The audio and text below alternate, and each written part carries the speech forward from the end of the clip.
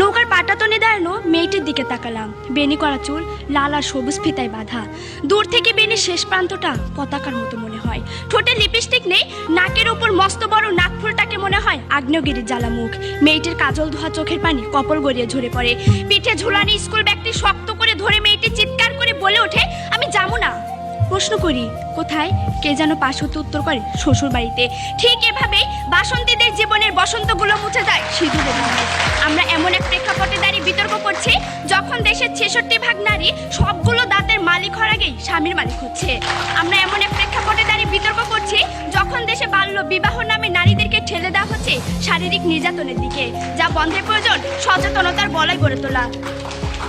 মাননীয় মডারেটর, আমার বড় বোন শেফালি গত মাসের 10 তারিখে জরায়ু ক্যান্সার মারা যায়। আপু পড়ালেখায় খুব ভালো ছিল। যেদিন তাকে প্রথম দেখতে আসে সেদিন তার শেখে কান্না। আপুকে ধমক দিয়ে দাদিমা সেদিন বলেছিল, এই গেদি বড়ই গাছ থাকলে মানুষে ঢিল দিবই। শুধু ঢিল পড়েনি মাননীয় মডারেটর, এক দেখাতে বিয়ে দিনক্ষণ ঠিক হয়ে যায়।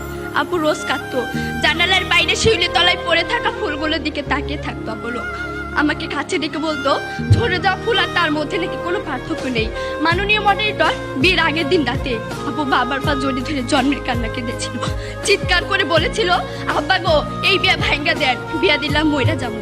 কথা রেখে যাবো, চলে গেছে আমাকে একা করে। মাননীয় মডারেটর, আইন তো তখনও ছিল, তারপরও কেন সেই আইন আমার বোনের নিরাপত্তাটুকু দিতে পারেনি? অথচ মাননীয় মডারেটর, আমার বাবা মা আমার পরিবার যদি সচেতন হতেন তাহলে শেফালিরা কোনোদিন ঝরে যা শিলে ফুটতে পারতো না। তাই আমরা বিশ্বাস করি মাননীয় মডারেটর, সচেতনতাকে বাদ দিয়ে কেবল আইন দ্বারা বাল্য বিবাহ বন্ধ করা কোনোভাবেই সম্ভব নয়। মাননীয় মডারেটর, আইন কঠোর করা হয়েছে, তারপর বন্ধ হচ্ছে না বাল্য বিবাহ। প্রতিপক্ষ, এই যদি হয় কঠোর আইনের করুণ দশা, তাহলে আমরা সচেতনতাকে বাদ দিয়ে কিভাবে শুধু আইনের উপর আস্থা রাখবো? প্রশ্ন হলো, আশা করি উত্তর পাবো। মাননীয় মডারেটর, গল্পগুলো সত্যি হলেও পারতো। যখন সভ্যতার প্রাচীরে লেখা হতো সাম্যের গান গাই, আমার চোখে পুরুষ রমণী কোনো ভেদাভেদ নাই। মাননীয় মডারেটর, গল্প সত্যি হতে শুরু করেছে। এই বিতর্ক মঞ্চ তার সাক্ষী। বক্তব্য শেষ করব, তবে শেষ করার আগে প্রতিপক্ষের উদ্দেশ্যে কিছু প্রশ্ন রেখে যাব। প্রতিপক্ষ, আইন দিয়ে যদি সকল সমস্যার সমাধান করা যেত, তবে কেন আমরা দুর্নীতির অভিশাপ থেকে মুক্ত হতে পারছি না? কেন আইনের ফাঁক দিয়ে বেরিয়ে যাচ্ছে অপরাধীরা?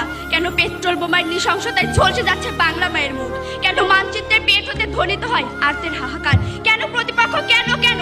আশা করি আমার সকল কেন উত্তর পাবো। ধন্যবাদ মাননীয় মডারেটর, ধন্যবাদ সবাইকে।